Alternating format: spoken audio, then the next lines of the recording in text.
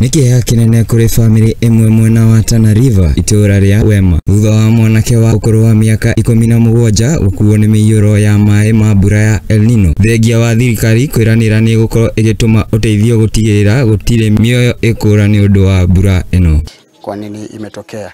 Kwa hiyo ni kupeana pole kwanza kwa ile familia ambayo imempoteza kijana ambaye ni mwanafunzi, pengine mwaka ujao angekalia mtihani.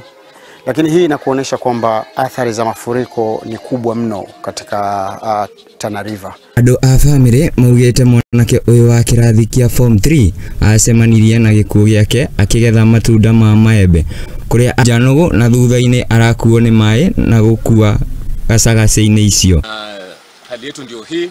Ile kitu ya muhimu ambacho tungeliomba serikali kwa sasa ni tusaidie na at least boat ambao tuko na wazee ambao wako hapa ambao pengine ingekuwa iko standby this side ya kuwa itakuwa inasaidia kwa in case of anything ikuwa inawatoa, manake barabara zetu zimefungika. Family ino iracereirwo ni atongoria matiganite matongoretwo ni senator wao aria maratumire ndumiriri ciao cia macaka guku aikari makiuga mukwena matura maingi mari hatikaine ya mai guku Tana River. Tusaidie, manake tangu wiki hii yote tunang'ang'ana na maji usiku na mchana, haujatembelewa na watu. Chakula cha Red Cross hakijapatikana, chakula cha county hakijapatikana, chakula cha serikalini hakijapata msaada wowote. Tunahitaji watu wasaidiwe. Hado-ini ha Muthingi TV, njitagwo Mwangi wa Gicohi.